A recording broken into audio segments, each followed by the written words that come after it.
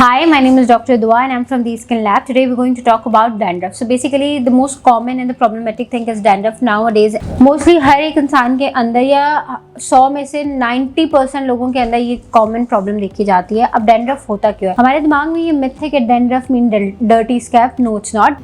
So basically dandruff is the most problematic thing. Those who have mixed scalp. Mixed scalp से मुराद जिनका oily और dry scalp होता है, जैसे हम कॉम्बिनेशन स्कैल्प भी कहते हैं, जैसे हमारी कॉम्बिनेशन स्किन होती है. अब उन पेशेंट में भी सबसे ज्यादा डैंड्रफ हो रहा होता है. Those who have oily scalp उनमें ये कम होता है, लेकिन those who have dry scalp उनमें सबसे ज्यादा होता है. अब बेसिकली डैंड्रफ होता क्यों? डैंड्रफ हमारे पास ओवर ग्रोथ ऑफ यीस्ट की होती है, यानी बिल्डअप या ड्राई स्कैल्प जिनको प्रॉब्लम होता है वो, और दूसरा जिनका ऑयली और मिक्स या कॉम्बिनेशन स्कैल्प होता है उनमें भी ज्यादा हो रहा होता है. और उनमें भी रीजन ये होता है ओवर ग्रोथ हो रही होती है आपकी यीस्ट की, आपका ओवर सीबम प्रोडक्शन हो रहा होता है, और जो हेयर फॉलिकल है उसमें बहुत ज्यादा सीबम प्रोडक्शन हो रहा होता है, जिसके नतीजे में यीस्ट की ओवर ग्रोथ हो रही होती है और कभी कभी नहीं भी हो रही होती है इतनी प्रोडक्शन के बालों को न्यूट्रिएंट्स मिल सके. तो इसके नतीजे में आपको डैंड्रफ हो जाता है, जिसकी वजह से आपको इची स्कैल्प, बहुत ज्यादा ड्राई स्कैल्प रहता है, बाल बहुत ज्यादा फ्रिजी रहते हैं. ये कॉमन प्रॉब्लम देखे जा रहे होते हैं. इसके अलावा डैंड्रफ का जो मेन रीजन होता है, अच्छा, और जो most common causes basically dandruff production के होते हैं, ऑयली स्कैल्प और एक्सेसिव सेबम प्रोडक्शन, डिहाइड्रेशन हो रही होती है,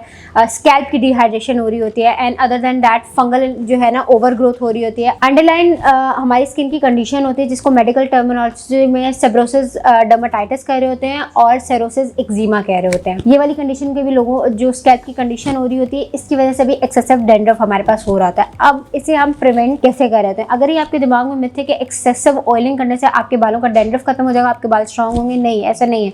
आपके बालों के जो हेयर फॉलिकल में उसमें पहले ही बहुत ज्यादा सीबम प्रोडक्शन हो रही होती है और आप उसमें एक्सेसिव ऑयल डालने की वजह से उन्हें और जो है ना कमजोर कर देते हैं और एक और उन्हें प्लेटफॉर्म दे देते हैं कि वो फर्दर उस चीज को ग्रो करें. तो ऑयलिंग अच्छी चीज है, लेकिन ऑयलिंग टाइम टू टाइम, यानी वीक में 2 बार या वीक में 3 बार अल्टरनेटिव डे पे. अगर आपका स्कैल्प बहुत ज्यादा ड्राई है तो you can do twice a week. अगर आपका स्कैल्प बहुत ज़्यादा ऑयली है तो आप वंस अ वीक कर सकते हैं. अगर आपकी कॉम्बिनेशन स्कैल्प है तो हफ्ते में 2 बार कर सकते हैं या हफ्ते में 3 बार कर सकते हैं, डिपेंड अपॉन योर चॉइस कि आप कौन सा यूज़ करें. और ऑयल की जो चूजिंग पे भी बहुत ज़्यादा इफेक्ट पड़ा होता है, आप कौन सा ऑयल चूज़ करें.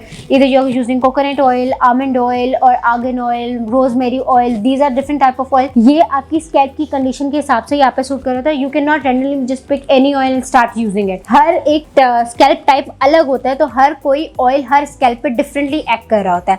Like if I have dandruff issues और मेरे ऊपर कोकोनट ऑयल और आर्गन ऑयल और हमारे पास रोजमेरी ऑयल अच्छा काम कर रहा होगा, जरूरी नहीं है दूसरे क्लाइंट के ऊपर या दूसरे पेशेंट के ऊपर वो चीज़ कर रही हो. मे बी उनके बाल टूटना शुरू हो जाए या मे बी उनको उतना फर्क ना दिख रहा हो जितना मुझे दिख रहा हो.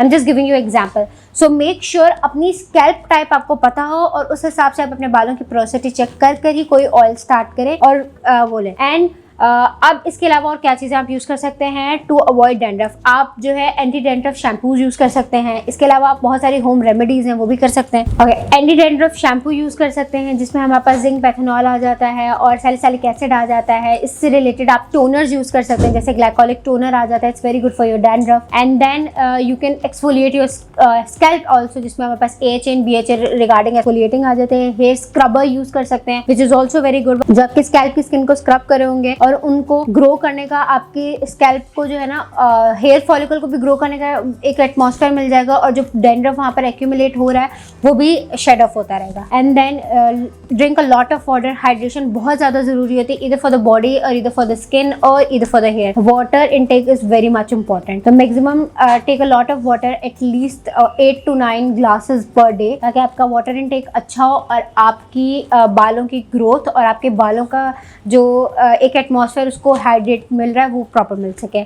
I hope you find this video very informative. Do share and follow for more. Thank you.